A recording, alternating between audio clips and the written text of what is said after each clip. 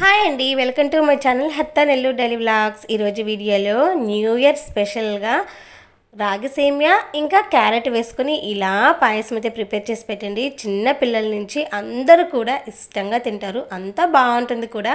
తయారు విధానం చూసేద్దామా? అందుకు ముందుగా ఒక బౌల్ అయితే తీసుకొని అందులో 1/2 లీటర్ పాలనైతే తీసుకొని మరిగించుకోవాలి. పాలు కాగేలోపు ఒక పెద్ద క్యారెట్ని అయితే తీసుకొని తురుముకోవాలండి.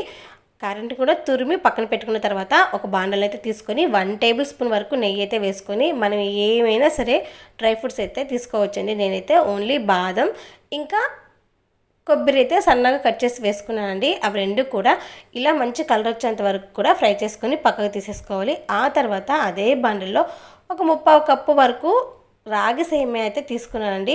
ఇవి మరీ ఎక్కువసేపు అయితే ఫ్రై చేయాల్సిన అవసరం లేదు. ఒక 2-3 మినిట్స్ నీళ్ళలో అలా ఫ్రై చేసుకొని పక్కకైతే తీసేసుకోవచ్చు.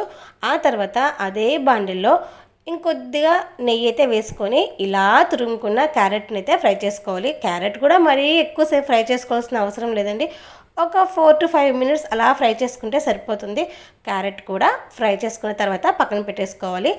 ఆ తర్వాత నేను ముందే సగ్గుబియ్యం అయితే తీసుకొని ఒక 1/2 అవర్ నానపెట్టుకున్నానండి. ఇవన్నీ కూడా రెడీ చేసుకునే లోపు పాలు కూడా మరిగిపోతాయి. పాలు ఒక పొంగొచ్చి కొంచెం సేపు మరిగిన తర్వాత మనం ముందే నానపెట్టుకున్న సగ్గుబియ్యం కూడా వేసుకొని ఒకసారి అలా కలిపి సగ్గుబియ్యం అయితే ఉడికించుకోవాలి. ఇలా సగ్గుబియ్యం కూడా ఉడికిన తర్వాత సగ్గుబియ్యం మరీ మెత్తగా కాకుండా ఒక 80% కుక్ అయితే చాలండి. ఆ తర్వాత సేమియా వేస్తాం కదా, వాటితో పాటు సగ్గుబియ్యం కూడా ఇంకొంచెం ఉడికిపోతాయి. సేమియా వేసి ఒకసారి అలా కలిపి ఒక 5-7 మినిట్స్ అయితే పాలల్లో ఉడికించుకోవాలి. రాగి సేమియా త్వరగానే ఉడికిపోతాయండి మామూలు సేమియా కన్నా కూడా.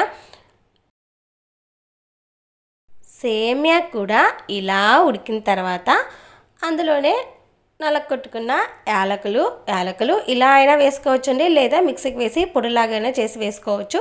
అందులోనే ముందుగా ఫ్రై చేసి పెట్టుకున్న కొబ్బరి ఇంకా బాదం పలుకులు తురుముకున్న క్యారెట్ని కూడా వేసి ఒక 5 మినిట్స్ పాలల్లో ఉడికించుకోవాలి.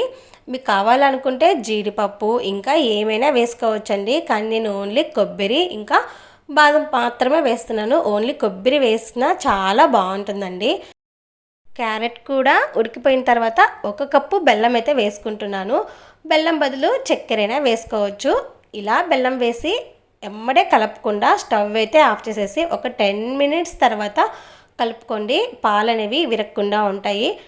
ఒక 10 మినిట్స్ తర్వాత ఇలా కలుపుకుంటే పాలు అస్సలు విరగవండి. పాయసం కూడా చాలా బాగుంటుంది. చూసారు కదా, పాలు అస్సలు విరగలేదు. ఈ పాయసం ఇంత చిక్కగా ఉంటే బాగుంటుందండి, మరీ పలుచగా ఉంటే అంత టేస్ట్ అనిపించదు. అంతేనండి, చాలా సింపుల్. ఈ న్యూ ఇయర్కి ఇలా అయితే పాయసం చేసి పెట్టండి. పిల్లలు ఇంకా షుగర్ ఉన్న వాళ్ళు కూడా ఈజీగా తినేయచ్చు. చూసారు కదా, నా వీడియో మీకు నచ్చినట్లయితే లైక్ చేయండి, షేర్ చేయండి, సబ్స్క్రైబ్ చేసుకోండి.